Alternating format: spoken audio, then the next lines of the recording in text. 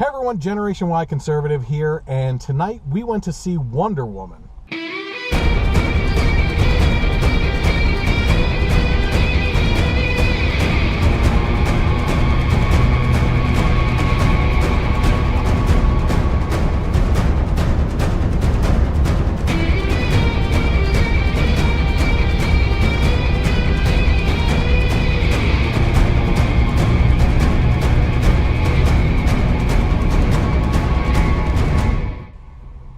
Now take notice, I don't have a Wonder Woman shirt on. I guess you don't either. Nope. I'm joined by my friend Mike tonight, and in protest of Ezra Miller so far, since I haven't seen him as the Flash, I am a little bit partial to the TV show. Sure. And my Barry Allen on there, which is Grant Gustin. So I wore my Flash t-shirt tonight to the DC film.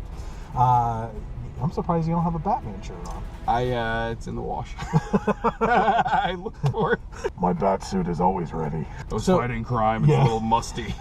So tonight we went to see the DC film Wonder Woman, and before we get into any spoilers on what happened during the movie, what we liked about it, what we may have not liked about it, we're going to talk a little bit about the acting and how we felt about the movie overall. So Wonder Woman herself, so Gal Gadot. Yep. I thought she was fantastic. Mm-hmm. You know, when she was originally cast for Batman v Superman, it's like, it's this model. She was in the Fast and the Furious movies. I didn't really kind of see it, but she really has kind of taken the character and run with it and made it her own. I kind of like that she uses her natural accent, and the other Amazonians kind of followed suit.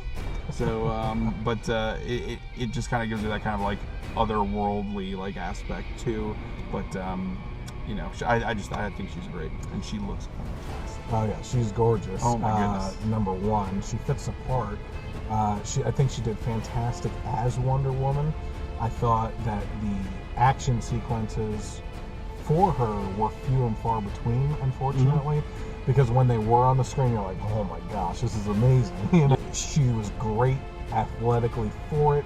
You could tell that stuff, a lot of the stuff was wire work, but she transitioned it, I thought, great. And they do kind of the 300, like fast-mo, slow-mo, fast-mo, you know, kind of cuts. But I thought it worked pretty well. Yeah, the one thing that I found annoying, and I understand why they did this with her character, was her naivety. You know, with coming into the real world and not knowing much about what men are and what relationships are and all this other stuff, and she didn't know how certain things worked. Yep, that's not gonna work. Please put the sword down, Diana. Diana. Let me try it by myself. After you, sir.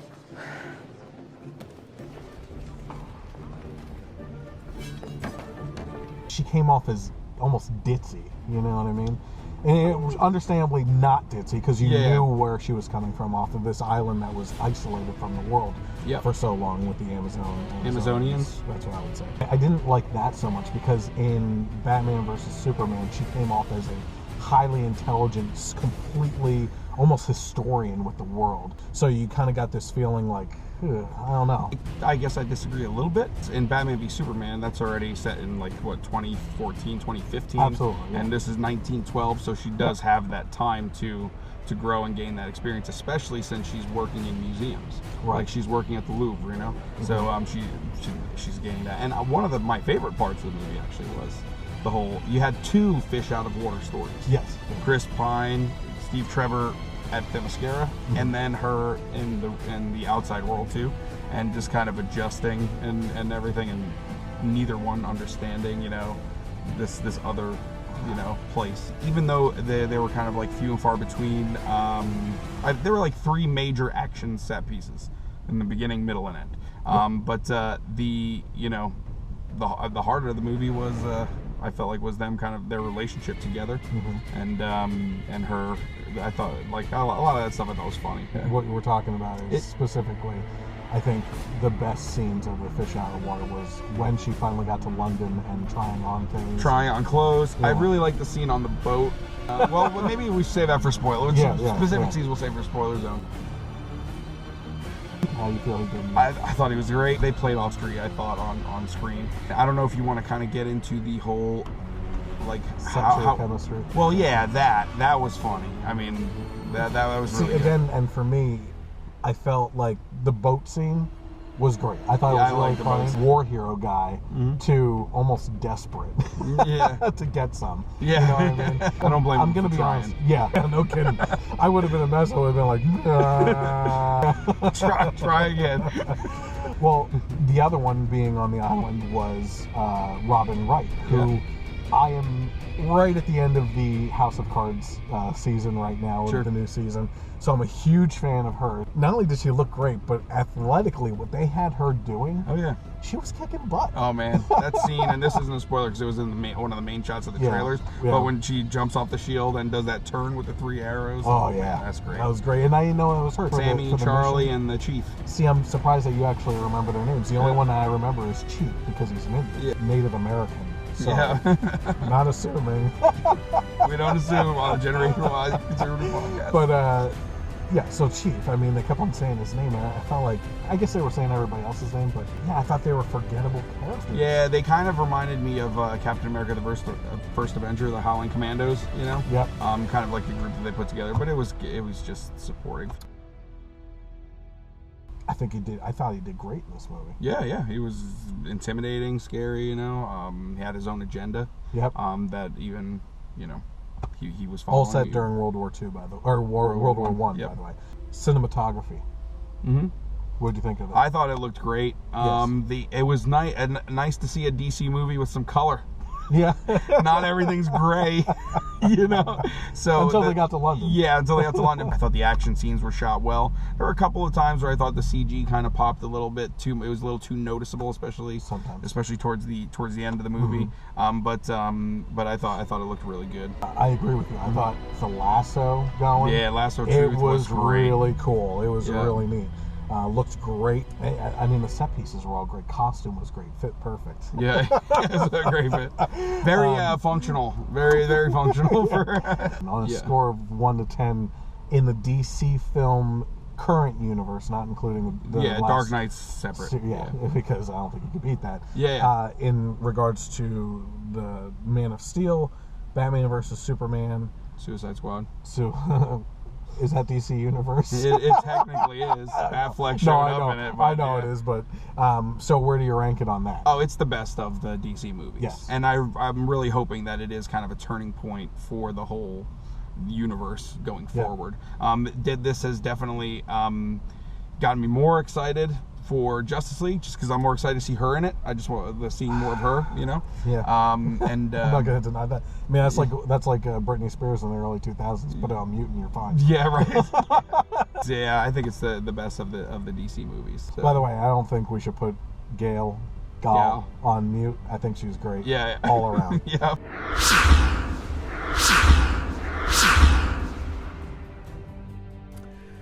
Okay, everyone, so you got a review on Wonder Woman. I gave it a 7 out of 10, and Mike here gave it a 9 out of 10. His reasons being multiple. He really liked everything about it, and I said that I found some complications with it in regards to the setup of it, the way the character came off, and some other issues I found, especially taking it down a whole score based alone on just the feminist movement stuff, the bringing up of like the treatment of Native Americans, as well as some environment. There was an environmentalist scene or something like that.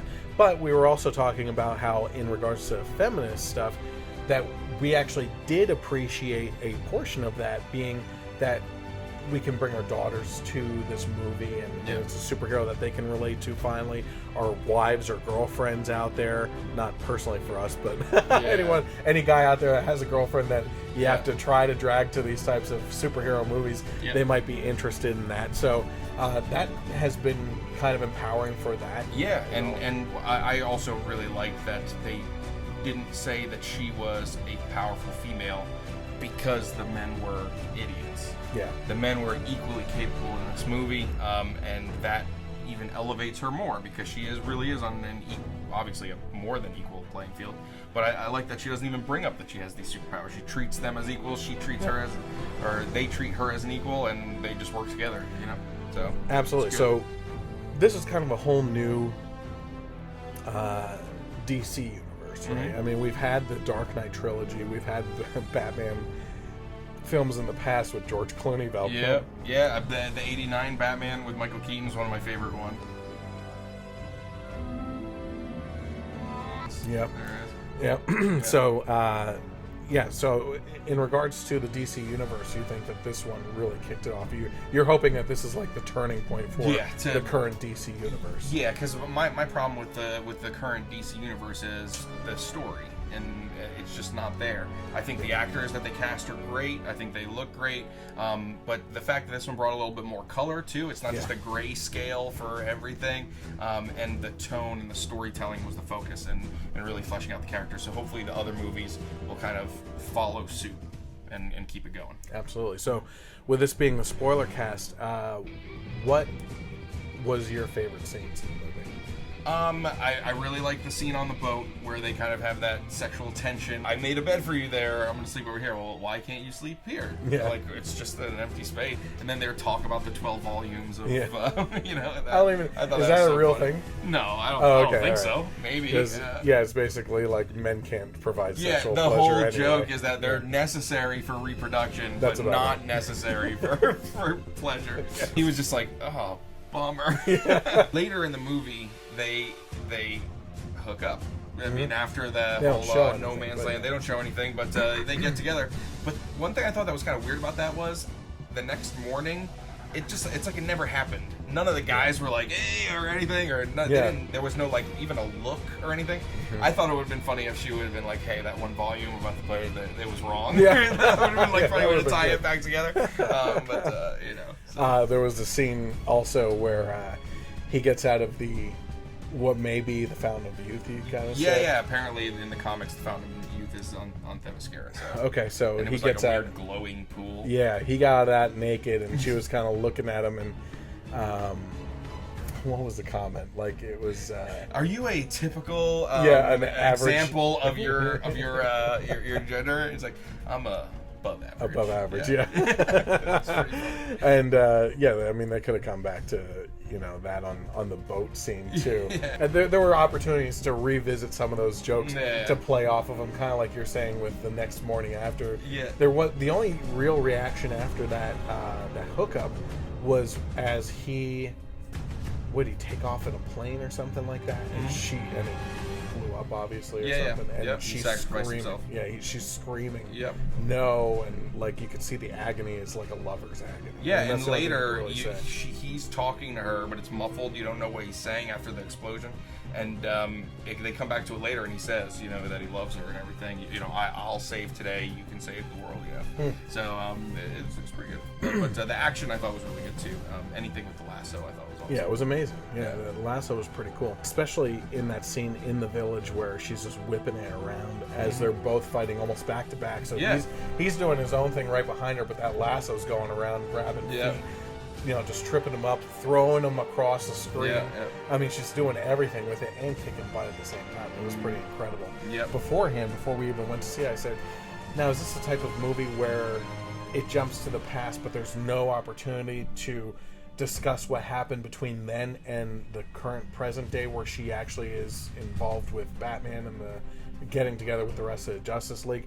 And you had said no, just watch it, because what actually happens is it's kind of like a flashback. She's sitting in the museum in the Louvre, and she gets the picture back from Batman. That's present day, because that's after Batman vs Superman, because they talk about the picture and everything. And it reminds her of all that, and that's just a flashback of the movie is a flashback. So it's pretty cool, because there's opportunity for Wonder Woman to visit other set pieces throughout history. I think that would be very cool for them to do. I mean, I got to give credit to the X-Men series with the Young X-Men stuff, that they're visiting timepieces the Reagan First administration, class, the JFK and everything. Was it Reagan? The second one. No. The second one, it was Nixon. Nixon. Yeah, during Days of Future Past. I like that. I think it's neat how they're doing that. Now, there's conflicting storylines with the actual first movies that were made. Sure. Because they didn't age too well. But, yeah, I'm excited. As much as I voted this one as a 7 out of 10, it was a great movie. I would see it again. I would show my kids, except for that naked part where he gets out of the tub, which you don't see anything, but they still question that stuff. It's PG-13. So, but how about this? So, with this being the Generation Y conservative channel, did you hear about the feminist uproar over this stuff? Oh yeah, I think it's hilarious. Like that she should have had more hair in her armpits. Yeah. When is it going to be like a fat black femme, like mohawk lesbian, blue hair, it's Wonder Woman like, in a wheelchair, and where the hubcaps on the wheelchair are her shield and everything? Why can't Wonder Woman used to have been a man at some point? Yeah, I'm never gonna say it. But then you'd have this other subset of feminists that would be like, oh, so Wonder Woman's only strong because she used to be a man. You honestly can't win. Please them. You can't win. All. No, it's unbelievable. I mean, she did such a great job. It was, it stayed true to the source material, and I feel like it was a positive role model for women and girls. So, how do you feel in this current universe, Suicide Squad not included, with her character versus what we've seen from Batman and Superman so far? As far as just their who's the strongest lead? I mean, Batman will always make money at the box office. It's Batman. He's like one of the most popular characters ever. Marvel fanboys love Batman. Oh yeah. And it's so I think as far as like movie box office, like having Batman there will always help. But I think Wonder Woman, especially since you had Man of Steel and Batman vs Superman, and I think that they, even though I love the actor, they got the tone of Superman completely wrong. Like just. They had him brooding. He's not brooding. Batman's brooding. He's supposed to be a lot more like Wonder Woman was. Positive, hopeful, wanting to see the best in people. And not understanding the evil that people. How do you think Dean Cain did as Batman? Superman on Lois and Clark. Yeah. Did I say Batman? Yeah. It is late. I'm sorry. Yeah. Just wait until I refer to you as Batman. Yeah, right. I'm fine with that. I will correct that. I like Dean Cain as Superman. I watch that show. Do you watch Sunday Supergirl? nights? Yes. Okay, and how do you think they're doing with that? We talked about it before. Yeah, because of the route that they've taken with the LGBT stuff. Not even just that. It's all kinds of political storylines now that they're weaving into the main storylines that I like. Yep. I think she's great. I think that the special effects are great. The costumes are great. The stories are good, but they just shoehorn in these political statements. We're way off topic. Yeah. Back to Wonder Woman. I think that it's worth seeing, despite my score given to it. Oh, it's still a high score. Yeah. 7 out of 10. That's good. Anything else that you want to say on Wonder Woman? No, I just it made me more excited to see her in Justice League and her in the movies moving forward. It was really good. So. All right, well, thank you guys for tuning in. The next movie that we will be reviewing is Spider-Man: Homecoming, and we'll actually have a couple people joining us for that one, including, I believe, Nick and Matt and Mike here. So we'll see. There might even be more people, and some of those people might not show up. You never know. Yeah, but if everybody does, we probably should just come back here or somewhere and do the review instead of all of us in the car have to, in the middle of the night with lights and shadows. But so continue to tune in, subscribe on the YouTube channel, hit the little bell notification so that you can be notified when videos like these are published, so you can be notified right away. And keep on coming back. Share this video with your friends and family. Those that are interested in superhero movies, we have a lot more coming. As I mentioned, we have Spider-Man: Homecoming as one of the next ones. We also have Thor: Ragnarok. It is one that Justice League. Star Wars. Star Wars. We're definitely going to be reviewing. Are you going to do Dunkirk? Let's do Dunkirk. That'd be a good one. Yeah. So keep on tuning back in. I appreciate you guys checking out everything. I hope that you enjoy the reviews. Have a great night, and God bless America.